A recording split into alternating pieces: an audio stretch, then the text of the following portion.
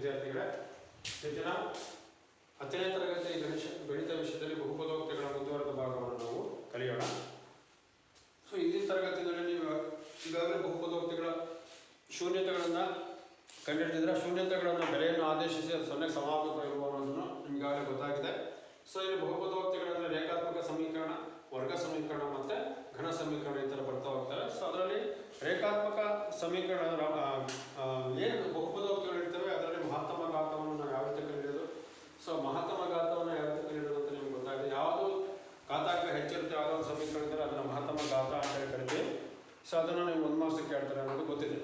So ಅದಾದಮೇಲೆ ನಿಮಗೆ ನಕ್ಷೆಯಲ್ಲಿ ಯಾವ ರೀತಿಯಾಗಿ ಸೊ ಈ ರೀತಿ ಎಕ್ಸ್ ಅಕ್ಷವನ್ನು ಯಾವ ಈ ಒಂದು ರೇಖೆ ಯಾವ ರೀತಿಯಾಗಿ ಅದು ಕ್ರಾಸ್ ಮಾಡಬೇಕು ಅಂದರೆ ಎಲ್ಲಿ ಅದು ಛೇದಿಸಿರುತ್ತೆ ಅದನ್ನು ನಾವು ಅಷ್ಟು ಬೆಲೆಯನ್ನು ನಾವು ಹೇಳ್ತೀವಿ. ಸೊ ಉದಾಹರಣೆಗೆ ಇದನ್ನು ಘನ ಬಹುಪದೋಕ್ತಿ ಅಂತ ಹೇಳ್ಬೋದು. ಮತ್ತು 3 ಬೆಲೆ ಅಂದರೆ ವರ್ಗ ಬಹುಪದೋಕ್ತಿ ಎರಡು ಬೆಲೆ ಮೂಲಗಳಿರ್ತವೆ.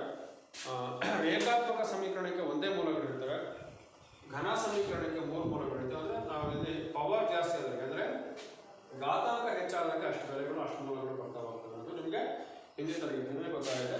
ಸೊ ಅದನ್ನು ನಾವು ಮುಂದುವರಿತಾ ಹೋಗ್ಬೇಕ್ರೆ, ಸೊ ಇದೇ ಒಂದು ಅಧ್ಯಾಯದಲ್ಲಿ ನಾವು ಮುಂದುವರಿತಾ ಹೋದರೆ ಸೊ ಬಹುಪದೋಕ್ತಿಗಳ ಶೂನ್ಯತೆಗಳ ಹಾಗೂ ಸಹಗುಣಕಗಳ ನಡುವಿನ ಸಂಬಂಧ ಯಾವ ರೀತಿ ಇರುತ್ತೆ. ಬಹುಪದೋಕ್ತಿಗಳ ಶೂನ್ಯತೆ ಯಾವ ರೀತಿ ಕಡಿಮೆ ಅಂತ ನಿಮ್ಗೆ ಗೊತ್ತಿದೆ. ಹಿಂದಿನ ತರಗತಿ ನಾವು ವರ್ಗ ಬಹುಪದೋಕ್ತಿಯನ್ನು ನಾವು ಏನು ಮಾಡ್ತಾ ಇದ್ವು, ಅಪವರ್ತನ ಕ್ರಮದಲ್ಲಿ ನಾವು ವರ್ಗ ಬಹುಪದೋಕ್ತಿಯನ್ನು ಕಂಡಿಡ್ತಾ ಇದ್ದು, ಶೂನ್ಯತೆ ಕಂಡಿಡ್ತಾ ಇದ್ದು. ಅಂದರೆ ಮೂಲಗಳನ್ನು ಕಂಡುಹಿಡಿದು ಸೊ ಆ ಮೂಲಗಳನ್ನು ಆ ಬೆಲೆಯನ್ನು ನಾವು ಆ ಸಮೀಕರಣಕ್ಕೆ ಹಾಕಿದಾಗ ಅದು 0ಕ್ಕೆ ಸಮಾನದಾಗ ಅದು ಶೂನ್ಯತೆ ಅಂತೇಳಿ ಕರಿತೀವಿ. ಈಗ ಬಹುಪದೋಕ್ತಿಗಳ ಶೂನ್ಯತೆ ಹಾಗೂ ಸಹಗುಣಕಗಳ ನಡುವಿನ ಸಂಬಂಧವನ್ನು ನಾವು ಇದನ್ನು ಚರ್ಚೆ ಮಾಡೋಣ. ಸೊ ಯಾವ ರೀತಿ ಅಂತೇಳಿ ಒಂದು ಉದಾಹರಣೆ ತೆಗೆದುಕೊಂಡಿದ್ದೆ. ನಿಮ್ಮ ಬುಕ್ಕಲ್ಲಿ ಕೊಟ್ಟಿರ್ತಕ್ಕಂಥ ಒಂದು ಉದಾಹರಣೆ ಇದೆ. P of X is equal to, ಇದನ್ನು ನಾವು ಫಸ್ಟ್ ಬಿಡಿಸ್ಬಿಟ್ಟು ಶೂನ್ಯತೆಯನ್ನು ಕಂಡುಹಿಡಿದು ನಂತರ ಅವುಗಳ ನಡುವಿನ ಸಂಬಂಧ ತಿಳ್ಕೊಳ್ಳೋಣ. 2x² - 8x + 6 ಒಂದು ಉದಾಹರಣೆ ತೆಗೆದುಕೊಂಡಿದ್ದಾರೆ. ಇದು ಒಂದು ವರ್ಗ ಬಹುಪದೋಕ್ತಿ. ಸೊ ಇದು ನಿಮಗೆ ಗೊತ್ತಿರೋ ಹಾಗೆ ಇದು ax² + 3x + c ಈ ರೂಪದಲ್ಲಿದೆ. ಸೊ ಅದನ್ನು ನಾವು ಮತ್ತೆ ಇದು ಸ್ಟ್ಯಾಂಡರ್ಡ್ ಫಾರ್ಮ್ ಬಂದರೆ x² - a + b × x + a × b ಅಂತೇಳಿ ನಾವು = 0. ಸೊ ಇದನ್ನು ನಾವು ಒಂದು ಸ್ಟ್ಯಾಂಡರ್ಡ್ ಫಾರ್ಮಿಗೆ ಬರೀಬೋದು ನಾವು. ಸೊ ಇದನ್ನು ನಾವು ಅಪವರ್ತಿಸೋದ್ರ ಮೂಲಕ ನಾವು ಬಿಡಿಸೋಣ. ಸೊ ಮಧ್ಯಪದವನ್ನು ವಿಭಜಿಸುವುದರ ಮೂಲಕ ಅಪವರ್ತನ ಕ್ರಮದಲ್ಲಿ ಇದನ್ನು ಬಿಡಿಸಿ ಮೂಲಗಳನ್ನು ಕಂಡುಹಿಡಿದು ನಾವು ಅವಾಗ ಯಾವ ರೀತಿಯಾಗಿ ಮೂಲಗಳನ್ನು ಕಂಡುಹಿಡಿದು ಸೊ ಅವಾಗ ಶೂನ್ಯತೆಯನ್ನು ಕಂಡುಹಿಡಿದು ಮತ್ತು ಸಹಗುಣಗಳ ನಡುವಿನ ಸಂಬಂಧವನ್ನು ಯಾವ ರೀತಿ ಇರುತ್ತೆ ಅಂತ ನಾವು ಇವತ್ತು ನೋಡೋಣ ಯಾವ ರೀತಿ. ಸೊ ಇದನ್ನು ನಾವು ಗುಣಿಸಿದ್ರೆ 12 ಬರಬೇಕು, ಕೂಡಿ ಅಥವಾ ಕಳೆದ್ರೆ 8 ಬರಬೇಕು ಅಂತ 2 ಸಂಖ್ಯೆ ಹುಡುಕೋಣ. ಸೊ ನೋಡಿ, ಗುಣಿಸಿದಾಗ 2 × 12 ಬರಬೇಕು. ಸೊ +12 ಬರಬೇಕು. ಸೊ ಕೂಡಿ ಅಥವಾ ಕಳೆದ್ರೆ ಏನು ಬರಬೇಕು, -8 ಬರಬೇಕು ಅಂತ 2 ಸಂಖ್ಯೆ ಹುಡುಕಿ ಇದನ್ನು 2 × 12 ಬರಲೇ ಇದೆ. 6 2 ಕೊಡಿದ್ರೆ 8 ಬರುತ್ತೆ. ಸೊ ಅದರಿಂದ -2 - 8 -6 ತೆಗೆದುಕೊಂಡ್ರೆ +12 ಆಗುತ್ತೆ. ಸೊ ಅದೇ ರೀತಿ -2 - 6 ಕೂಡಿದ್ರೆ -8 ಆಗುತ್ತೆ. ಸೊ ಈಗ ನಮಗೊಂದು 2 ಸಂಖ್ಯೆಗಳು ಸಿಕ್ತು. ಮಧ್ಯಪದವನ್ನು ವಿಭಜಿಸೋದಂದ್ರೆ 8 ಜಾಗಕ್ಕೆ ನಾವು -2 - 6 ಹಾಕಬೇಕಿದ್ದಾರೆ. ನೀವು ಹಿಂದಿನ ತರಗತಿಯಲ್ಲಿ ಅಪವರ್ತಿಸೋದು ಹೇಗೆ ಅನ್ನೋದು ನಿಮಗೆ ಗೊತ್ತಾಗಿದೆ. ಸೊ ಈಗ ನಾನು ಮಧ್ಯಪದವನ್ನು ವಿಭಜಿಸ್ತೀನಿ. 2x² - 2x - 6x + 6 ತೆಗೆದುಕೊಂಡ ಇದು 2 ಗುಂಪುಗಳನ್ನಾಗಿ ಮಾಡ್ಕೊಳ್ಳೋಣ. ಸೊ 2ರಲ್ಲಿ ಸಾಮಾನ್ಯ ಅಪವರ್ತನ ಆಚೆ ತೆಗೆಯೋಣ. ಸೊ 2x ಆಚೆ ತೆಗೆದ್ರೆ ಉಳಿದಿದ್ದು ಇಲ್ಲಿ x - 1 -6 ಆಚೆ ತೆಗೆದ್ರೆ x - 1 ಉಳ್ಕೊಳ್ಳುತ್ತೆ. x - 1 ಆಚೆ ತೆಗೆದ್ರೆ ಸೊ ಇಲ್ಲಿ 2x - 6 ಸಾಮಾನ್ಯ ಅಪವರ್ತನ ಉಳ್ಕೊಳ್ಳುತ್ತೆ. ಸೊ ಒಂದೊಂದು ಬೆಲೆ ತಗೊಂಡು x - 1 ವರ್ಗ ಸಮೀಕರಣ ಆಗಿರೋದ್ರಿಂದ ಇದಕ್ಕೆ 2 ಬೆಲೆ ಬರುತ್ತೆ. 2x - 6 = 0, 2x = 6, x = 6/2 2 3 6. x ಬೆಲೆ ಎಷ್ಟು ಬರುತ್ತೆ, 3 ಬರುತ್ತೆ. x - 1 = 0, x -1 ಹಾಕಿ ಹೋದರೆ +1. ಈಗ ನಮಗೆ 2 ಬೆಲೆಗಳು ಸಿಕ್ತು, 2 ಮೂಲಗಳು. ಇದರ ಅರ್ಥ ಏನು, ಈ ಬೆಲೆಗಳನ್ನು ನಾವು ಶೂನ್ಯತೆ ಅಂತ ಕರಿತೀವಿ. ಈ ಬೆಲೆಗಳನ್ನು ನಾವು ಸಮೀಕರಣಕ್ಕೆ ಆದೇಶಿಸಿದ್ರೆ 0ಕ್ಕೆ ಸಮ ಆಗುತ್ತೆ. ಆದ್ದರಿಂದ ಈ ಬಹುಪದೋಕ್ತಿಯ ಅಂದರೆ ಈ ವರ್ಗ ಬಹುಪದೋಕ್ತಿಯ ಶೂನ್ಯತೆ 1 ಮತ್ತು 3 ಆಗಿರುತ್ತದೆ ಅಂತೇಳಿ ಹೇಳ್ಬೋದು ನಾವು. ಸೊ ಈಗ ನಾವು ಅವುಗಳನ್ನು ಸಹಗುಣಕಗಳ ನಡುವಿನ ಸಂಬಂಧವನ್ನು ಕಂಡುಹಿಡಿಯೋಣ. ಸೊ ಮೊದಲು ನಾವು ಶೂನ್ಯತೆಗಳ ಮೊತ್ತವನ್ನು ಬರೀತೀವಿ. ಶೂನ್ಯತೆಗಳ ಮೊತ್ತ. ಸೊ ಏನಾಗುತ್ತೆ, ಶೂನ್ಯತೆ ಯಾವುದು, 1 + 3 ಏನಾಯಿತು, 4. ಸೊ ಇದು ನಿಮ್ಗೆ ಗೊತ್ತಾಗುತ್ತೆ, 1 + 3. ಈಗ ನಾನು -8 ಅಂತ ತೆಗೆದುಕೊಳ್ತೀನಿ. ಮೊತ್ತ ಅಂತ -8 ಹೇಗೆ ಬರುತ್ತೆ. ಸೊ ಇಲ್ಲಿ ಉದಾಹರಣೆಗೆ -8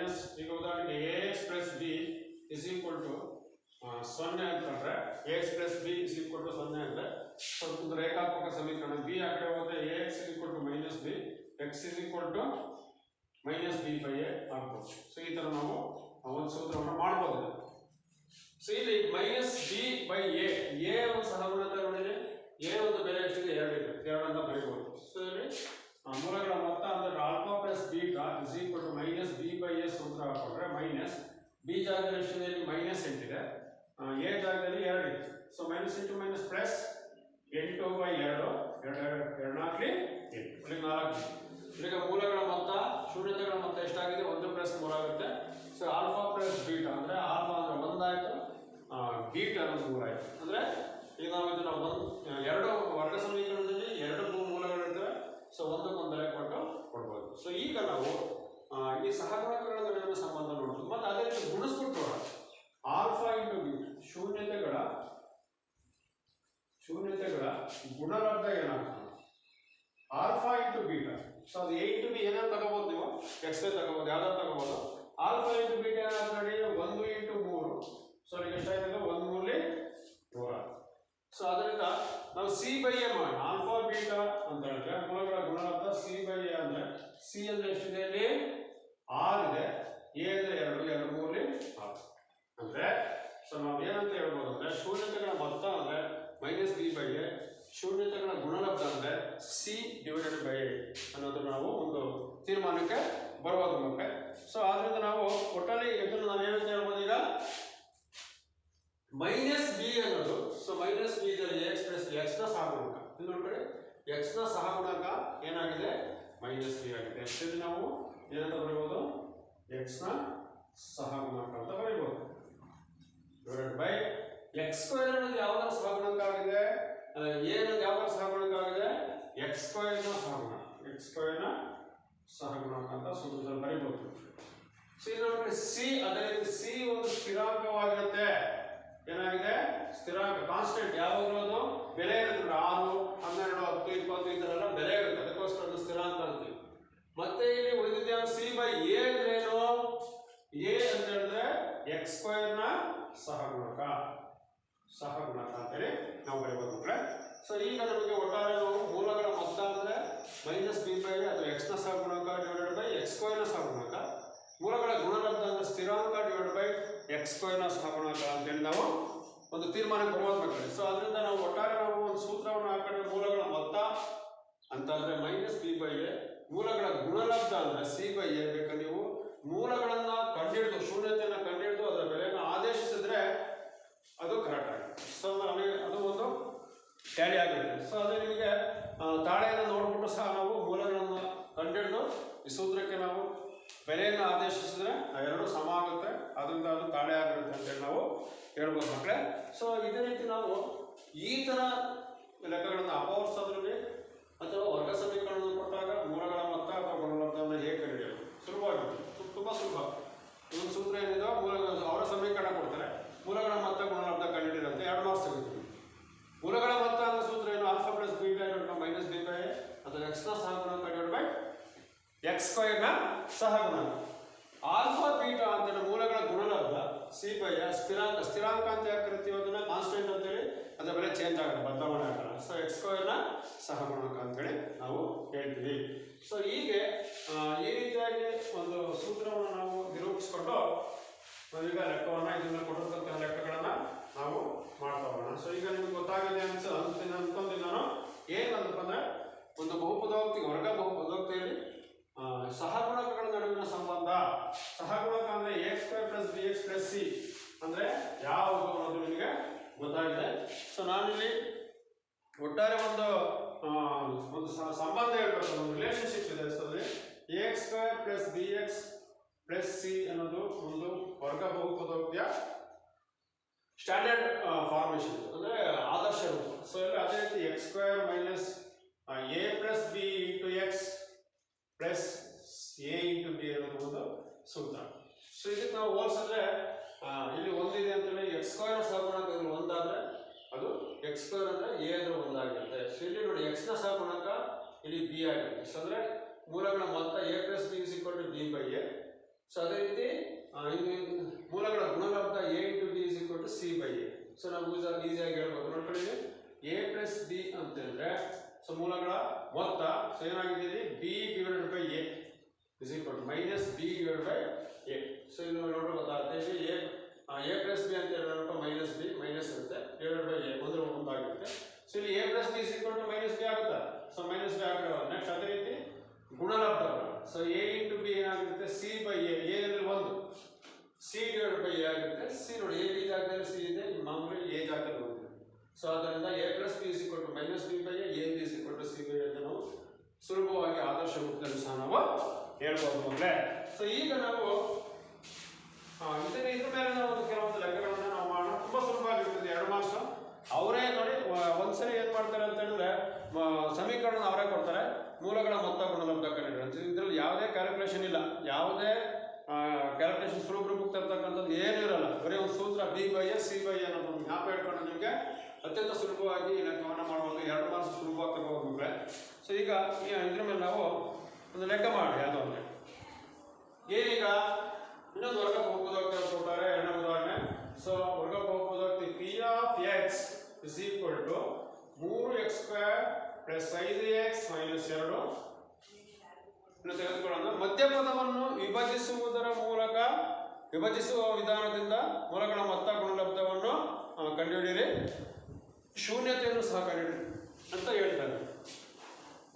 ಈಗ ಮಕ್ಕಳೇ ನಿಮಗೆ ಗೊತ್ತಿರೋ ಹಾಗೆ ನಾನು ಹೇಳಿದ್ದೀನಿ, ಮೊದಲನೇ ಪದ ಮತ್ತು ಕೊನೆ ಪದವನ್ನು ಗುಣಿಸ್ಕೋಬೇಕು. x² ಸಹಗುಣಕ ಏನಿರುತ್ತೆ ಅಲ್ಲಿ ಯಾವುದೇ ಒಂದಿದ್ರೆ ಮಾತ್ರ ಗುಣಿಸ್ಕೊಳ್ಳೋ ಅವಶ್ಯಕತೆ ಇಲ್ಲ. ಯಾಕಂದ್ರೆ ಒಂದ್ರಿಂದ ಏನೇ ಗುಣಿಸಿದ್ರು ಅದೇ ಸಂಖ್ಯೆ ಬರುತ್ತೆ. ಈಗ ಗುಣಿಸ್ಕೊಳ್ಳೋದು ಇನ್ನೇನು ಬರುತ್ತೀಗ 3 2 6 ಗುಣಿಸಿದಾಗ ನಾನು ಹೇಳಿದ್ದೆ ನಿಮ್ಗೆ ಅಪೋರ್ಸಲ್ ಹೇಗೆ ಅಂತೇಳಿ. ಹಿಂದಿನ ತರಗತಿಯಲ್ಲಿ ನೀವು ಕಲ್ತ್ಕೊಂಡಿದ್ದೀರಾ. 3 ಇಂಟು ಮೈನಸ್ 2 ಏನು ಬರುತ್ತೆ ಮೈನಸ್ 6 ಬರುತ್ತೆ.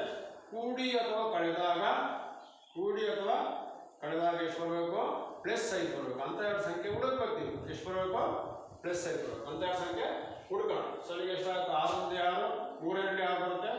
3 2 6 ಅಂತ ತೆಗೆದುಕೊಂಡ್ರೆ ಯಾವುದಕ್ಕೆ ಮೈನಸ್ ಯಾವುದಕ್ಕೆ ಪ್ಲಸ್, ಇಲ್ಲಿ ಮೈನಸ್ ಬರೋದ್ರಿಂದ ಇಲ್ಲಿ 1 ಪ್ಲಸ್ 1 ಮೈನಸ್ ಹಾಕಬೇಕಾಗುತ್ತೆ. ಯಾವುದೇ ಆಗಲಿ ನಾವು ಕಳಿಬೇಕಾಗುತ್ತೆ. ಅದರಿಂದ 3 2 6 ಬರೋದಿಲ್ಲ, ಬಿಟ್ಬಿಡಿ. ನೆಕ್ಸ್ಟ್ ತಗೊಳ್ಳೋಣ 6 1 6 ಇಲ್ಲಿ ಗುಣಿಸಲು 6 ಬರುತ್ತಲ್ವ, ಅದಕ್ಕೋಸ್ಕರ 6 1 6 ತೆಗೆದುಕೊಳ್ಳೋಣ. 3 2 6 ಯಾಕೆ ಬರೋಲ್ಲ ಅಂತ ಗೊತ್ತಾಗಿದೆ. 3 2 6 ಅಂತಂದ್ರೆ 3ಕ್ಕೆ ಇಲ್ಲಿ ಮೈನಸ್ ಬರೋದ್ರಿಂದ 3 ಇಂಟು 2 ಯಾವ್ದಾರ ಒಂದು ಮೈನಸ್ ಆಗಲೇಬೇಕು. ಮೈನಸ್ ಹಾಕಬೇಕು. ಸೊ ಯಾವ್ದಾರ ಒಂದು ಮೈನಸ್ ಹಾಕೋದು ಕಳೆದಾಗುತ್ತೆ. ಕಳೆದ್ರೆ 3ರಲ್ಲಿ 2 ಕಳೆದ್ರೆ 1 ಬರುತ್ತೆ, ಅಥವಾ 2ರಲ್ಲಿ 3 ಕಳೆದ್ರೆ 1 ಬರುತ್ತೆ. ಸೊ 3ರಲ್ಲಿ 2 ಕಳೆದ್ರೆ 1 ಬರುತ್ತೆ, ಮೈನಸ್ 1 ಬರುತ್ತೆ. ಅದರಿಂದ ಈ ಒಂದು ಅಪವರ್ತನವನ್ನು ತೆಗೆದುಕೊಳ್ಳೋದು ಬೇಡ. ಈಗ ನಾವೇನ್ ಮಾಡಬೇಕು 6 1 6 ತೆಗೆದುಕೊಂಡು 6 1 6 ಗುಣಿಸೋದು ಬರುತ್ತಲ್ಲ. ಈಗ ನಮಗೆ 2ಕ್ಕೂ ಯಾವ್ದು ಪ್ಲಸ್ ಯಾವ್ದು ಮೈನಸ್ ನೋಡ್ಕೊಳ್ಳೋದು. ಇಲ್ಲಿ ಪ್ಲಸ್ 5 ಬರಬೇಕಂದ್ರೆ 6 ಮೈನಸ್ 1 ಹಾಕ್ಬೋದು. 6 ಪ್ಲಸ್ ಆಗುತ್ತೆ, 1 ಮೈನಸ್ ಹಾಕೊಳ್ಳಿ. ಸೊ ಇಲ್ಲಿ ಪ್ಲಸ್ ಇಂಟು ಮೈನಸ್ ಮೈನಸ್ 6 1 6 6 1 ಅಂದ್ರೆ 5 ಪ್ಲಸ್ 5 ಬಂತು. ಸೊ ಈಗ ನಾವು ಯಾವ ಸಂಖ್ಯೆ ತಗೋಬಹುದು, ಈಗ 6 ಮೈನಸ್ 1 ತಗೋಬಹುದು. ಈಗ ಮಧ್ಯಪದಕ್ಕೆ ಮಾತ್ರ ನಾನು ಹಾಕೋತೀನಿ. ಸೊ ಈಗ 3x² plus 6x minus 1x minus 2. So ನಮ್ಮ ಕಡೆ ಇದನ್ನು ಮಧ್ಯಪದವನ್ನು ಮಾತ್ರ ವಿಭಜಿಸಿದ್ದೀನಿ. ಸರಿಯಾಗಿ ನೋಡ್ಕೊಂಡಿದ್ದು ಅಪವರ್ಸೋದು ತುಂಬ ಟೆಕ್ನಿಕಲ್ ಪ್ರಾಬ್ಲಮ್ ಇದು. ಕರೆಕ್ಟಾಗಿ ಕಲ್ತ್ಕೊಂಡು ಸುಲಭವಾಗಿ ಈಸಿಯಾಗಿ ನೀವು ಮಾಡ್ಬೋದು. ಸೊ ಈಗ ನೋಡ್ಕೊಳ್ಳಿ ಮಧ್ಯಪದವನ್ನು ಮಾತ್ರ ನಾನು ವಿಭಜಿಸಿದ್ದೀನಿ. 5x ಬದಲಿಗೆ ಪ್ಲಸ್ 6x ಮೈನಸ್ 1x ಹಾಕೊಂಡಿದ್ದೀನಿ. 6x ಅಲ್ಲಿ 1x ಹೋಯ್ತು ಅಂತ ಹೇಳಿದ್ರೆ 5x ಬರುತ್ತೆ ಅಂತ ಗೊತ್ತಾಗುತ್ತೆ. ಸೊ ಈಗ ನಾನು ಹೇಳ್ತೀನಿ, ಎರಡರನ್ನು ಸಾಮಾನ್ಯ ಅಪವರ್ತನ ಆಚೆ ತೆಗಿರಿ. ಎರಡರನ್ನು ಇರೋಂಥದ್ದು ಏನಿದೆ ನೋಡ್ಕೊಳ್ಳಿ. ಎರಡರನ್ನು 3 ಇದೆ ಅಲ್ವಾ, ಇಲ್ಲಿ 3 2 6 ಅಂತ ಬರ್ಕೋಲ್ಲ. ಸೊ 3ಅನ್ನು ಆಚೆ ತೆಗಿತೀನಿ. 2 x ಸಹ ಇದೆ, ಅದನ್ನು ತೆಗೆದುಕೊಳ್ಳೋದು. x ಅನ್ನ 3x ಅನ್ನು ಆಚೆ ತೆಗೆದ್ರೆ ಉಳಿದಿದೆ x. 3x ಅನ್ನು ಆಚೆ ತೆಗೆದಿದ್ದೀನಿ ಅಂತಂದ್ರೆ ಪ್ಲಸ್ 2, ಅದಕ್ಕೆ 3 2 6x x plus 2. So minus 1 ಅನ್ನು ಆಚೆ ತೆಗಿ. 2ರಲ್ಲಿ 2 ಏನಂದ್ರೆ ಇದು 2 1 2 ಅಂತ ಬರುತ್ತೆ. ಮತ್ತೆ ತೆಗಿಬೋದು x ಪ್ಲಸ್ 2 ನೋಡ್ಕೊಳ್ಳುತ್ತೆ. ಇದರಲ್ಲೂ ಇರೋದು ಇರೋದು 2 ಸಾಮಾನ್ಯ ಅಪವರ್ತನ ಆಚೆ ತೆಗೆದ್ರೆ x ಪ್ಲಸ್ 2 ಎರಡರಲ್ಲೂ ಇದೆ, ಆಚೆ ತೆಗೆದ್ರೆ 3x ಮೈನಸ್ 1 ನೋಡ್ಕೊಳ್ಳುತ್ತೆ ಇಸ್ ಈಕ್ವಲ್ ಟು 0. 1ಅನ್ನು x plus 2 is equal to 0 1 ಆಗುತ್ತೆ. 3x minus 1 is equal to 0 1 ಆಗುತ್ತೆ. So x is equal to minus 2 ಆಗುತ್ತೆ. x is equal to 1 divided by 3 3ನೇ 1 ಆಗುತ್ತೆ. So x is equal to minus 2, x is equal to minus 3. ಏನಿದು ಶೂನ್ಯತೆ. ಈ ಒಂದು ಸಮೀಕರಣದ ಶೂನ್ಯತೆ ಅಂದ್ರೆ ಮೂಲಗಳು. ಈ ಮೂಲಗಳನ್ನು ನಾವು ಈ ಸಮೀಕರಣಕ್ಕೆ ಹಾಕಿದ್ರೆ 0ಕ್ಕೆ ಸಮ ಆಗುತ್ತೆ. ಸೊ ಅನ್ನೋದು ನಿಮಗೆ ಹಿಂದಿನ ತರಗತಿಯಿಂದ ಇದ್ರ ಬಗ್ಗೆ ತಿಳ್ಕೊಂಡಿದ್ದೀವಿ. ಅಪವರ್ತನ ಕ್ರಮದಲ್ಲಿ ಹೇಗೆ ಬಿಡಿಸೋದು, ಮಧ್ಯಪದವನ್ನು ವಿಭಜಿಸೋದ್ರ ಮೂಲಕ ಹೇಗೆ ಬಿಡಿಸೋದು ಅನ್ನೋದು ನಿಮ್ಗೆ ಆಗಲೇ ಗೊತ್ತಾಗಿದೆ.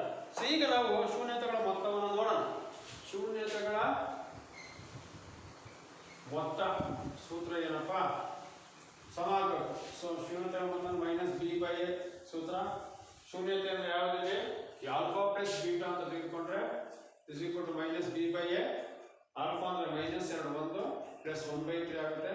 ಸೊ ಇದ್ರ ಪ್ರಕಾರ ಹೋದ್ರೆ x square plus B x ರೂಪಕ್ಕೆ ಹೋದ್ರೆ ಇಲ್ಲಿ ಮೈನಸ್ ಬಿ ಅಂದ್ರೆ ಎಷ್ಟಪ್ಪ? ಇಲ್ಲಿ 5 minus of minus divided by minus plus 5 divided by ಎಷ್ಟಿದೆ?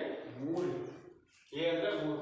ಸೊ ಇದು ನೋಡ್ಕೊಳ್ಳಿ, x square plus B X plus c ಈ ರೂಪಕ್ಕೆ ಹೋದ್ರೆ ಎ ಜಾಗದಲ್ಲಿ 3 ಇದೆ, ಬಿ ಜಾಗದಲ್ಲಿ ಪ್ಲಸ್ 5 ಇದೆ, ಸಿ ಜಾಗದಲ್ಲಿ ಮೈನಸ್ 2 ಇದೆ. ಸೊ ಈಗ ನಾವು ಈ ಬೆಲೆ ಅದಕ್ಕೆ ಬರಬೇಕು, ಸಾಲ್ವ್ ಮಾಡೋಣ. ಸೊ ಇಲ್ಲಿ ಲಾಸ್ಟ್ ನೋಡ್ಕೊಳ್ಳಿ, 3 ಕ್ಲಾಸ್ 3 1 ಕ್ಲಾಸ್ 3 3 2 6 3 2 6 1 1 ಪ್ಲಸ್. ಸೊ ಅಲ್ಲಿಗೆ 6 ಅಲ್ಲಿ 1 ಹೋದ್ರೆ ಮೈನಸ್ 6 6 ಹೋದ್ರೆ ಮೈನಸ್ 5 ಡಿವೈಡೆಡ್ ಬೈ 3 ಆಗುತ್ತೆ. ಸೊ ಅಲ್ಲಿ ಮೈನಸ್ 5 ಡಿವೈಡೆಡ್ ಬೈ 3 ಆಗುತ್ತೆ. ಸೊ ಅಲ್ಲಿಗೆ ಎಲ್ ಎಚ್ ಎಸ್ ಇದ್ಕೊಂಡು ಆರ್ ಎಚ್ ಎಸ್ ಆಗುತ್ತೆ ಮಕ್ಕಳೇ. ಸೊ ಇದರಿಂದ ಗೊತ್ತಾಗುತ್ತೆ ಶೂನ್ಯತೆಯನ್ನು ಕಂಡುಹಿಡಿದು ನಾವು ಮೂಲಗಳ ಮೊತ್ತ ಗುಣಲಬ್ಧವನ್ನು ತಾಳೆ ಮಾಡಬೇಕು. ಸೊ ಈಗ ನೋಡಿ, ಮೂಲಗಳ ಮೊತ್ತ ಮೈನಸ್ 5/3 ಬರುತ್ತೆ. ಸೂತ್ರ ಹಾಕೊಂಡ್ರು ಮೈನಸ್ 5 ಅಂದ್ರೆ ಸಹಗುಣಕಗಳ ನಡುವಿನ ಸಂಬಂಧವನ್ನು ನಾವು ಸುಲಭವಾಗಿ ತಿಳ್ಕೋಬಹುದು ಮಕ್ಕಳು. ಸೊ ಅದೇ ರೀತಿ ಮೂಲಗಳ ಗುಣಲಬ್ಧವನ್ನು ನಾವು ಲೆಕ್ಕ ಹಾಕೋಣ. ಶೂನ್ಯತೆಗಳ ಗುಣಲಬ್ಧ ಅಥವಾ ಮೂಲಗಳ ಗುಣಲಬ್ಧ. ಸೊ ಏನ್ ಸೂತ್ರ?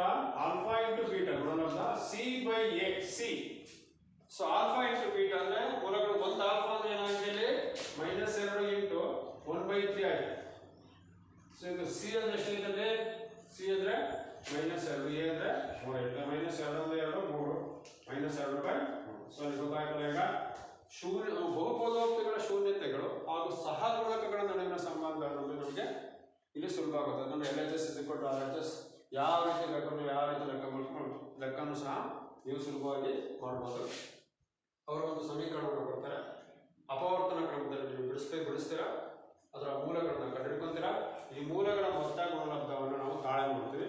ಸೊ ಆ ಸಹಗುಣಕಗಳ ನಡುವಿನ ಸಂಬಂಧ ಆಗುತ್ತೆ. ಸೊ ಅಲ್ಲಿ ಒಟ್ಟಾರೆ ನಾವು ಈ ಒಂದು ಕನ್ಫರ್ಮೇಷನ್ ತೀರ್ಮಾನಕ್ಕೆ ಏನಪ್ಪ ಬರ್ಬೋದಪ್ಪ ಅಂದರೆ, ಸೊ ಮೂಲಗಳ ಮೊತ್ತ alpha plus beta is equal to minus b by A. So alpha beta ಅಂತ ಹೇಳಿದ್ರೆ ಸಿ ಬೈ ಎ ಅಂತೇಳಿ ನಾವು ಹೇಳ್ಬೋದು.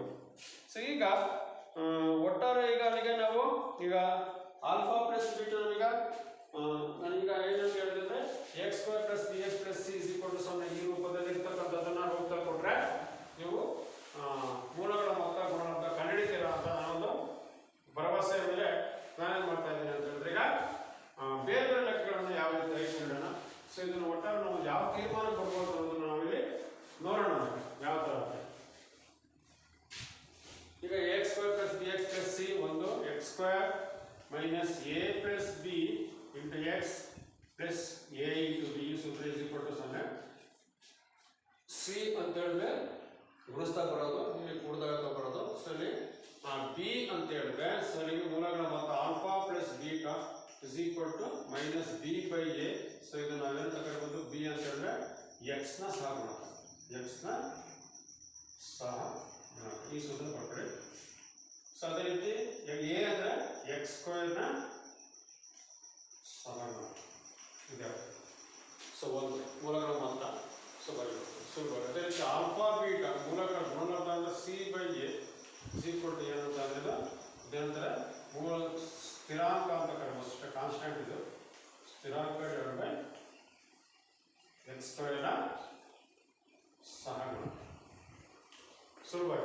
ಸೊ ಇಷ್ಟು ನೀವು ಜ್ಞಾಪಕ ಇಟ್ಕೊಳ್ಬೇಕು. ಅಥವಾ ನಿಮ್ಗೆ ಏನೂ ಗೊತ್ತಾಗಲ್ಲ ಅಂದ್ರೆ at least B by A C by A ಅಂತ ನೀವು ನೆನಪಲ್ಲಿ ಇಟ್ಕೊಂಡು ನಿಮಗೆ ಗೊತ್ತಾಗ್ತದೆ. ಲಾಸ್ಟಲ್ಲಿ ಗುಣಲಬ್ಧ ಇರುತ್ತೆ, ಮಧ್ಯದಲ್ಲಿ ಮೊತ್ತ ಇರುತ್ತೆ. ಕೂಡಿ ಅಥವಾ ಕಡಿಮೆ ಅಂತ ಹೇಳಿದ ಮಧ್ಯಪದವನ್ನು ವಿಭಜಿಸುವುದರ ಮೂಲಕ ಪುನಃ ಲಾಸ್ಟಲ್ಲಿ ನಾವು ಗುಣಿಸಿದ್ರೆ ಬರಬೇಕು, ಮಧ್ಯದ್ದು ಕೂಡಿ ಅಥವಾ ಕಡಿಮೆ ಬರಬೇಕು ಅಂತ ಹಿಂದಿನ ತರಗತಿಯಲ್ಲಿ ಹೇಳಿದೆ. ಸೊ ಒಟ್ಟಾರೆ ನಾವೀಗ alpha plus beta is equal to minus C by X ನ ಸಹಗುಣಕ divided by alpha beta C by A ಸ್ಥಿರಾಂಕ ಡಿವೈಡೆಡ್ ಬೈ ಎಕ್ಸ್ ಸ್ಕ್ವೇರ್ ನ ಸಹಗುಣಕ ಅನ್ನೋ ಒಂದು ತೀರ್ಮಾನ ಬರುವುದು ಮಕ್ಕಳೇ. ಸೊ ಈಗೆಲ್ಲ ನೀವೆಲ್ಲ ತಾಳೆ ನೋಡಿದ್ದೀರಾ, ಎಕ್ಸ್ ನ ಬೆಲೆಯನ್ನು ಕಂಡುಹಿಡಿದಿದ್ದೀರಾ, ಎಲ್ಲ ಮಾಡಿದ್ದೀರಾ. ಸೊ ಆದ್ರಿಂದ ನೀವು ಸೂತ್ರನೂ ಏನಂತ ದೊಡ್ಡದಾದಂಥ ಸೂತ್ರ ಏನಿಲ್ಲ, ಸುಲಭವಾಗಿ ನೆನಪಲ್ಲಿ ಇಟ್ಕೊಳ್ಳೋಂಥ ಸೂತ್ರನೇ. 2 ಮಾರ್ಕ್ಸ್ ಇದರಲ್ಲಿ ಗ್ಯಾರಂಟಿ ಕೊಡ್ತಾರೆ. ಸೊ ಅದರಿಂದ ನೀವು ಕ್ಯಾಲ್ಕುಲೇಷನ್ ಆಗಿಲ್ಲ ಅಂತ ಸುಲಭ ಅಂತ ಗುಣಿಸೋದು ಬಾರಿಸೋದು ಆ ಥರ ಒಂದು ಕಷ್ಟವಾದಂಥ ಕೆಲಸ ಇಲ್ವೇ ಇಲ್ಲ ಇದೆ. ಆದ್ರಿಂದ ಸೊ ನೆಕ್ಸ್ಟ್ ಮಕ್ಕಳೇ, ಈಗ ನಾವು ಉದಾಹರಣೆ 2 ಅಪವರ್ತನ ಕ್ರಮದಲ್ಲಿ ಬಿಡಿಸೋದನ್ನ ಲೆಕ್ಕವನ್ನು ಮಾಡೋಣ. ಉದಾಹರಣೆ 2 ಯಾವ್ದವ? x² + 7x + 10 ಎಂಬ ವರ್ಗ ಬಹುಪದೋಕ್ತಿಗಳ ಶೂನ್ಯತೆಯನ್ನು ಕಂಡುಹಿಡಿಯಿರಿ.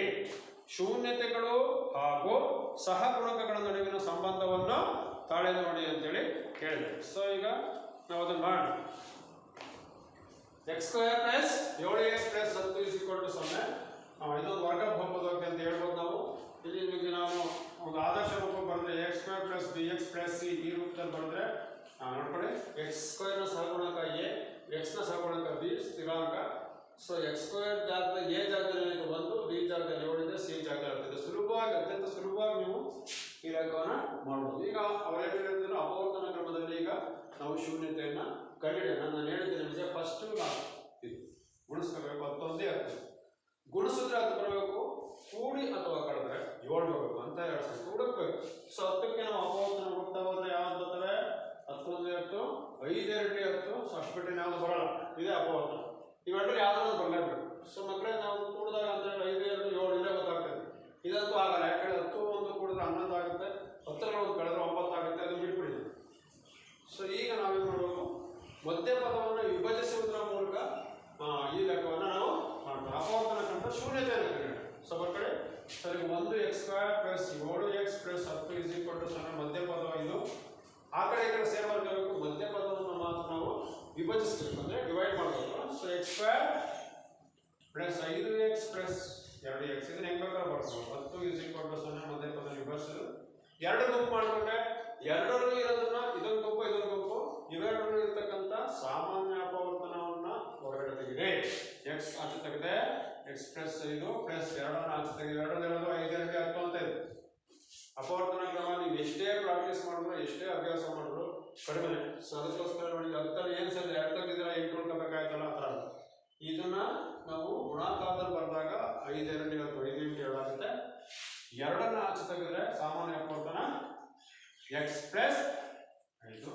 ಸೊ ಇದರಲ್ಲಿ ಇರ್ತಕ್ಕಂಥ ಸಾಮಾನ್ಯ ಅಪವರ್ತನ ಆಚೆ ತೆಗಿತಾ ಇರ್ತೀವಿ. x + 5 ಉಳಿದಿದ್ದು x + 7 0. ಸೊ x + 5 0 ಒಂದು ಬೆಲೆ ಬರುತ್ತೆ, x + 7 0 ಇನ್ನೊಂದು ಬೆಲೆ ಬರುತ್ತೆ. ಸೊ x -5 x -2 ಎರಡು ಬೆಲೆ ಬರುತ್ತೆ. ಸೊ ವರ್ಗ ಸಮೀಕರಣ 2 ಬೆಲೆ ಬರುತ್ತೆ. ಈ ಬೆಲೆಗಳನ್ನು ನಾವು ಈ ಸಮೀಕರಣಕ್ಕೆ ಆದೇಶಿಸಿದ್ರೆ 0ಗೆ ಸಮಾನ. ಈಗ ಮತ್ತೆ ಇನ್ನೊಂದು ಪ್ರಶ್ನೆ ಹೇಳಿದ್ರೆ ಅದರಲ್ಲಿ ಏನು? ಸಹಗುಣಕಗಳ ನಡುವಿನ ಸಂಬಂಧವನ್ನು ಕಂಡುಹಿಡಿಯಿರಿ. ಸೊ ಸಹಗುಣಕಗಳ ನಡುವಿನ ಸಂಬಂಧ ಮೂಲಗಳ ಗುಣಲಬ್ಧ α + β = -10/a.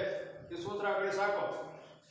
x ನ ಸಹಗುಣಕ ಅವರೇನು ಬೇಕಿಲ್ಲ, -b/a ಅಂತ ಸೂತ್ರ ಹಾಕಿ. ಸೊ ಇಲ್ಲಿ ನೋಡಿ ಗೊತ್ತಾಗುತ್ತೆ, a ಬೆಲೆ ಎಷ್ಟಿದೆ? 1, b ಬೆಲೆ 7, c ಬೆಲೆ 10. ಇದನ್ನ ಹಾಕಬೇಕು. ಈ ಸ್ಟ್ಯಾಂಡರ್ಡ್ ರೂಪಕ್ಕೆ ನಿಮಗೆ ಗೊತ್ತಿರಬೇಕು, x² + bx + c. ಆ ಸ್ಟ್ಯಾಂಡರ್ಡ್ ರೂಪದಲ್ಲಿ ನಾವು a ಬೆಲೆ, b ಬೆಲೆ, c ಬೆಲೆಯನ್ನು ಹಾಕೊಂಡು ಲೆಕ್ಕ ಮಾಡಬೇಕು. α + β = b ಅಂದ್ರೆ 7, a ಅಂದ್ರೆ 1/. α + β ನೋಡಿ ಕಡೆ -7/1 ಅಂದ್ರೆ α + β ಏನಾಯ್ತು? -7. ಸೊ ಇಲ್ಲಿ ಮೂಲಗಳು ಯಾವ್ಯಾವ ನೋಡಿ ಕಡೆ?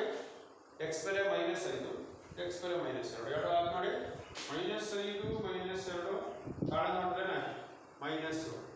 ಸೊ ಇಲ್ಲಿ ಗೊತ್ತಾಗ್ತದೆ, ಇಲ್ಲಿ ತಾಳೆ ನೋಡೋದು. ತಾಳೆ ನೋಡಿದಾಗ ಅವುಗಳ ನಡುವಿನ ಸಂಬಂಧ ನೋಡಿ, α + β ಅಂದ್ರೂ -7 ಬರ್ತದೆ. ಆಲ್ಫಾ ಬೆಲೆ -5, ಬೀಟಾ ಬೆಲೆ -2, ಎರಡನ್ನೂ ಕೂಡಿದ್ರೆ -7 ಬರ್ತೈತೆ. ಸೊ ಹಾಗಿದ್ಮೇಲೆ ಇದು ತಾಳೆ ಸರಿ ಆಯ್ತಲ್ಲ. ಅಂದ್ರೆ ಶೂನ್ಯತೆಗಳು, ಅಂದ್ರೆ ಶೂನ್ಯತೆಗಳು ಯಾವ್ದ್ರಲ್ಲಿ? 5 2 ಶೂನ್ಯತೆಗಳು. ಸಹಗುಣಕಗಳು ನಡುವಿನ ಸಂಬಂಧ ಏನಾಗಿದೆ? ಒಂದೇ ಆಗಿದೆ. ಅಂದ್ರೆ ಮೂಲಗಳ ಮೊತ್ತ, ಮೂಲಗಳ ಗುಣಲಬ್ಧ. ಸೊ ನೆಕ್ಸ್ಟ್ ಈಗ ನಾವು ಇನ್ನೊಂದು ಕಾರಣ ಏನು? ಮೂಲಗಳ ಗುಣಲಬ್ಧ ಸೂತ್ರ ಏನು ಮಕ್ಕಳೇ? c/a. c/a. c ಅಂದ್ರೆ ಎಷ್ಟಿಲ್ಲಿ? 10. ಮತ್ತೆ a ಅಂದ್ರೆ 1, 10 × 1 ಅಂದ್ರೆ ಏನೊಂದಿಗೆ 10. ಸೊ ಆಲ್ಫಾ ಅಂದ್ರೆ ಎಷ್ಟಿದೆ? ಎಷ್ಟಿದೆ ಇಲ್ಲಿ? -5. -5 × -2 ಎಷ್ಟಾಯ್ತು? -2 +.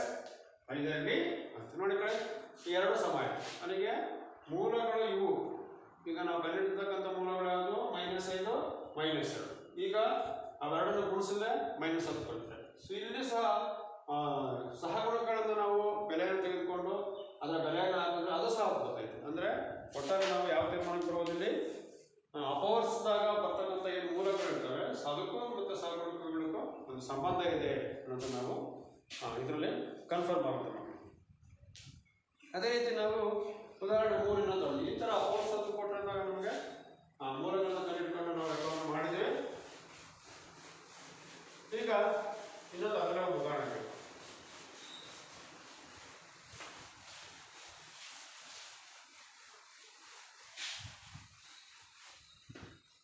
ಉದಾಹರಣೆ 3 x² - 3.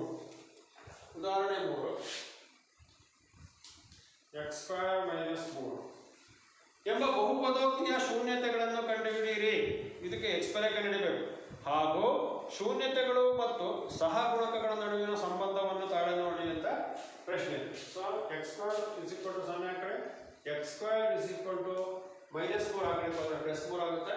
So x √3 plus or minus ಅಂದರೆ x +√3 ಒಂದು ಬೆಲೆ ಬರುತ್ತೆ. x -√3 ಅನ್ನೋದು ಒಂದು ಬೆಲೆ ಬರುತ್ತೆ. ಸೊ x +3 ಮತ್ತೆ ಇನ್ನೊಂದು -3 ಬರುತ್ತೆ. ಈ √3 ಅನ್ನು ನಾವು ಇದಕ್ಕೆ ಹಾಕಿದ್ರೆ 0 ಸಮ ಆಗುತ್ತೆ. ಬೇಕಾದ್ರೆ ಹಾಕಿ ನೋಡಿ. √3 ಅಂದರೆ √3² ಅಂದರೆ 3 ಆಗುತ್ತೆ. √3 ಕ್ಯಾನ್ಸಲ್ ಆಗುತ್ತೆ. 3 - 3 0 ಆಗುತ್ತೆ. ಸೊ ಒಟ್ಟಾರೆ ಏನಂತ ಹೇಳ್ಬೋದು ನಾವು x ಬೆಲೆ √3 ಇನ್ನೊಂದು -√3 ಆಗ್ತದೆ. ಸೊ ಈಗ ನಾವು ಇದು ಶೂನ್ಯತೆ ನಾವು ಕಂಡುಹಿಡ್ತೇವೆ. ಈಗ ನಾವು ಇದನ್ನು ತಾಳೆ ನೋಡೋಣ. ಸೊ ಏನಾಗಿದೆ? ಆಲ್ಫಾ ಪ್ಲಸ್ ಬೀಟಾ ಇದು ನಾವು ತೆಗೆದುಕೊಂಡ್ರೆ a ಬೆಲೆ 1 ಇದೆ, b ಬೆಲೆ 0 ಇದೆ, b ಇಲ್ಲ ಇದರಲ್ಲಿ. ಸೊ ಅದರಿಂದ x² ಸಾಗುವಾಗ ಇಲ್ಲವೇ ಇಲ್ಲ, ಅದು 0 ಆಗುತ್ತೆ. c ಬೆಲೆ -3 ಇದೆ. ಈಗ ನಾವು ಮೂಲಗಳ ಮೊತ್ತ ಗುಣಲಬ್ಧವನ್ನು ತಾಳೆ ನೋಡೋಣ. So alpha plus beta -b/a. b ಅಂದ್ರೆ 0 2 1 ಅಂದ್ರೆ 0 ಬರುತ್ತೆ. Alpha plus beta. ಈಗ ಅದನ್ನು ಹಾಕಿ ನೋಡಿ. ಒಂದು ಆಲ್ಫಾ ಅಂದರೆ √3 -√3 0 ಬರುತ್ತೆ. ಸೊ ಅಲ್ಲಿಗೆ ಇದು ತಾಳೆ ಬರುತ್ತೆ. ಸೊ ಟ್ಯಾಲಿ ಆಯ್ತು. ನೆಕ್ಸ್ಟ್ ಆಲ್ಫಾ ಇಂಟು ಬೀಟಾ ನೋಡೋಣ. ಆಲ್ಫಾ ಬೀಟಾ ಅಂದರೆ c/a ಹೌದಲ್ವಾ? c/a ಅಂದರೆ c ಅಂದರೆ ಏನಿದೆ? -3 × 1 ಅಂದರೆ -3 ಬರಬೇಕು ನೋಡಿ. ಸೊ ಆಲ್ಫಾ ಅಂದರೆ +√3 1 into -√3. So plus into minus minus ಆಗುತ್ತೆ. ಗುಣಿಸೋಣ ಇದನ್ನ. ಇಲ್ಲೊಂದು ಪ್ಲಸ್ ಇದೆ ಅಲ್ವಾ? ಪ್ಲಸ್ ಇಂಟು ಮೈನಸ್ ಮೈನಸ್ √3 × √3 √9 ಅದರ ಬೆಲೆ ಏನಾಗುತ್ತೆ? -3 ಮೈನಸ್ ಇರೋದು √9 ಬೆಲೆ 3. ಸೊ ಅದೊಂದು ಮೈನಸ್ ನೋಡಿ. ಎರಡು LHS RHS ಅಂದರೆ ಮೂಲಗಳಿಗೂ ಮತ್ತೆ ಅವುಗಳ ನಡುವಿನ ಸಂಬಂಧ ಅನ್ನೋದನ್ನು ನಾವು ಇಲ್ಲಿ ಸುಲಭವಾಗಿ ಕಲಿಬಹುದು. ಸೊ ಅದೇ ರೀತಿ ಈ ಥರ ಕೊಟ್ಟಾಗ ಅಂದರೆ ಸಮೀಕರಣವನ್ನು ಕೊಟ್ಟಾಗ ಶೂನ್ಯತೆಯನ್ನು ಕಂಡುಹಿಡ್ಕೊಂಡು ಶೂನ್ಯತೆಗೂ ಮತ್ತು ಅವುಗಳ ಸಹಗುಣಗಳ ನಡುವಿನ ಸಂಬಂಧವನ್ನು ನಾವು ಸುಲಭವಾಗಿ ಮಾಡ್ಬೋದು ಅನ್ನೋದನ್ನು ನಿಮಗೆ ಇಲ್ಲಿ ಗೊತ್ತಾಗ್ತಾ ಇದೆ. ಸೊ ಅದಾದಮೇಲೆ ಅವರೇ ಮೂಲಗಳನ್ನು ಕೊಟ್ಟು ಮೂಲಗಳನ್ನು ಅವರೇ ಕೊಡ್ತಾರೆ. ಮೂಲಗಳ ಮೊತ್ತ ಗುಣಲಬ್ಧ ಸಮೀಕರಣ ಬರೆಯೋದು. ಸೊ ಅದೆಷ್ಟು ಸುಲಭ ಆಯ್ತು ನೋಡಿ. ಅದು ಇದ್ದಿದ್ದು ಸುಲಭ. ಇದಕ್ಕಿಂತ ಈಗ ಮಾಡ್ತಾರೆ ಅದಕ್ಕಿಂತ ಸುಲಭ. ಅವರೇ ಮೂಲಗಳನ್ನು ಕೊಟ್ಕೊಡ್ತಾರೆ, ನಾವು ಸಮೀಕರಣ ಬರೆಯೋದು ಏನು ಅಂತೇಳಿ. ಸೊ ಅದನ್ನು ಮಾಡೋದು. ಉದಾಹರಣೆ 4 ಅವರೇ ಕೊಟ್ಟಿದ್ದಾರೆ. ಶೂನ್ಯತೆಗಳ ಮೊತ್ತ. ಉದಾಹರಣೆ 4 ಶೂನ್ಯತೆಗಳ ಮೊತ್ತ ಹಾಗೂ ಗುಣಲಬ್ಧಗಳು ಕ್ರಮವಾಗಿ -3 ಮತ್ತು 2 ಆಗಿರುವ ಒಂದು ವರ್ಗ ಬಹುಪದೋಕ್ತಿಯನ್ನು ಕಂಡುಹಿಡಿಯಿರಿ. ಸೊ ಒಂದು ಆಲ್ಫಾ ಏನಾಗಿದೆ? -3 ಆಗಿದೆ. ಬೀಟಾ ಏನಾಗಿದೆ? ಸೊ ಶೂನ್ಯತೆಗಳ ಮೊತ್ತ ಅವರೇ ಕೊಟ್ಬಿಟ್ರೆ ಆಲ್ಫಾ ಪ್ಲಸ್ ಬೀಟಾ -3 ಕೊಟ್ಟಾರೆ. ಆಲ್ಫಾ ಇಂಟು ಬೀಟಾ ಏನಾಗಿದೆ? 2 ಕೊಟ್ಟಿದ್ದಾರೆ. ಆ ಥರ ಅವರೇ ಕೊಟ್ಬಿಟ್ಟಿದ್ದಾರೆ. ಸೊ ಆಲ್ಫಾ ಪ್ಲಸ್ ಬೀಟಾ ಅಂದ್ರೆ ಏನರ್ಥ? ಇಲ್ಲಿ -b/a. ಇಲ್ಲಿ ಆಲ್ಫಾ ಪ್ಲಸ್ ಬೀಟಾ -3 ಆಗುತ್ತೆ. ಅಲ್ಲಿಗೆ -b/a ಅಂತ ಹೇಳಿದ್ರೆ 1 ಆಗೇ ಆಗ್ತದೆ. ಆದ್ದರಿಂದ b +3 ಆಗುತ್ತೆ. Minus into minus plus. So ಅದರಿಂದ b 3 ಆಗುತ್ತೆ. a 1 ಆಗೇ ಆಗುತ್ತೆ. c ಬೆಲೆ. So alpha beta c/a. c ಅಂತ ಹೇಳಿದ್ರೆ ಎಷ್ಟಾಯ್ತು? ಇಲ್ಲಿ 2 ಅವರೇ ಕೊಟ್ಬಿಟ್ಟಾರೆ. ಇಲ್ಲಿ 1 ಇದೆ ಅಂತ ಹೇಳಿದ್ರೆ 2 ಬರಲೇಬೇಕು. c 2 ಆಗುತ್ತೆ. ಇಲ್ಲೂ ಅಷ್ಟೇ. ಇಲ್ಲಿ b ಹೊರೆ ಗುಣಾಕಾರ -b -3 ಆದರೆ b is equal to +3 ಆಗುತ್ತೆ. c is equal to 2 ಆಗುತ್ತೆ. ಸೊ ಒಟ್ಟಾರೆ c is equal to 2. So ಈಗ ನಾವು ಒಂದು ಸಮೀಕರಣವನ್ನು ಬರೆಯಬಹುದು. x² + bx plus c is equal to 0. a ಅಂದ್ರೆ 1 ಆಮೇಲೆ x² ಅಂತ ಹಾಗೆ ಬರ್ಕೊಳ್ಳಿ. x² plus b ಅಂದ್ರೆ ಮೂಲಗಳ ಮೊತ್ತ ಕೊಟ್ಟಿದ್ದಾರಲ್ವಾ, ಸೊ ಎಷ್ಟು ಕೊಟ್ಟರೆ -3. ಸೊ ಅದರಿಂದ -3 ಅಂತ ಹೇಳಿದ್ರೆ ವರ್ಗ ಬಹುಪದೋಕ್ತಿ x² ಇರ್ತಲ್ಲ. ಸೊ x² plus bx ಅಂದ್ರೆ x² minus alpha plus beta into x plus alpha beta ಆಗಬೇಕಿದು 0. x² ಹಂಗೆ ಬರ್ಕೊಳ್ಳಿ ಮೈನಸ್ ಮೂಲಗಳ ಮೊತ್ತ ಎಷ್ಟಿದೆ ಎಷ್ಟು ಬಂದಿದೆ ಅವರು -3 ಕೊಟ್ಟಿದ್ದಾರೆ. -3 ಕೊಡ್ಕೊಳ್ಳಿ ಇಲ್ಲಿ x ಬರ್ಕೊಳ್ಳಿ. ಆಲ್ಫಾ ಬೀಟಾ ಮೂಲಗಳ ಗುಣಲಬ್ಧ 2 ಆಗಿದೆ. So x² - into - plus 3x plus 2 ಆಗುತ್ತೆ is equal to 0. ಇದು ವರ್ಗ ಬಹುಪದೋಕ್ತಿ ಆಗುತ್ತೆ.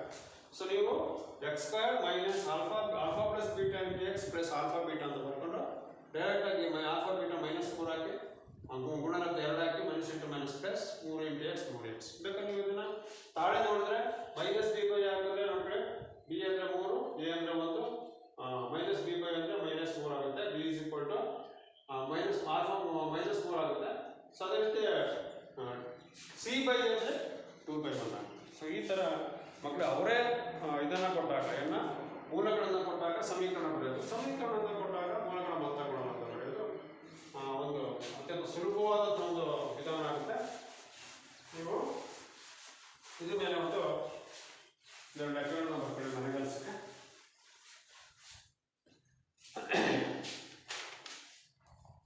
ಈ ಕೆಳಗಿನ ವರ್ಗ ಬಹುಪದೋಕ್ತಿಗಳ ಶೂನ್ಯತೆಯನ್ನು ಕಂಡಿದೆ. ಅಭ್ಯಾಸ 9.2. ಅಭ್ಯಾಸ 9.2. ಸೊ ಒಂದರಲ್ಲಿ ಈ ಕೆಳಗಿನ ವರ್ಗ ಬಹುಪದೋಕ್ತಿಗಳ ಶೂನ್ಯತೆಗಳನ್ನು ಕಂಡುಹಿಡಿಯಿರಿ ಹಾಗೂ ಶೂನ್ಯತೆಗಳು ಮತ್ತು ಸಹಗುಣಕಗಳ ನಡುವಿನ ಸಂಬಂಧವನ್ನು ತಾಳೆ ನೋಡಿ. ಮಕ್ಕಳು x² - 2x - 8 ಇದು x ಮೂಲಗಳನ್ನ ಕಂಡುಹಿಡಿಯಿರಿ. ಸೊ ಅದಾದ್ಮೇಲೆ alpha plus beta - b/a alpha beta c/a ಹಾಕೊಂಡು 2 ತಾಳೆ ನೋಡಿ, 2 ಸರಿ ಆಗ್ತವೆ. ಸೊ ಎರಡನೇದು 4s² - 4x - 1 is equal to 0. ಇದು ಮಾಡ್ಕೊಂಡ್ರೆ ಸೊ ಅದಾದ್ಮೇಲೆ ಎರಡನೇ ಮೇಲೆ ಒಂದೇ ಮೇನು, ಎರಡನೇ ಮೇಲೆ ಇನ್ನೊಂದು ಲೆಕ್ಕ ಇದೆ. ಈ ಕೆಳಗಿನ ಶೂನ್ಯತೆಗಳು ಮೊತ್ತ ಗುಣಲಬ್ಧ ಹೊಂದಿರುವ ಈ ಕೆಳಗಿನವುಗಳ ಶೂನ್ಯತೆಗಳ ಮೊತ್ತ ಹಾಗೂ ಗುಣಲಬ್ಧವನ್ನಾಗಿ ಹೊಂದಿರುವ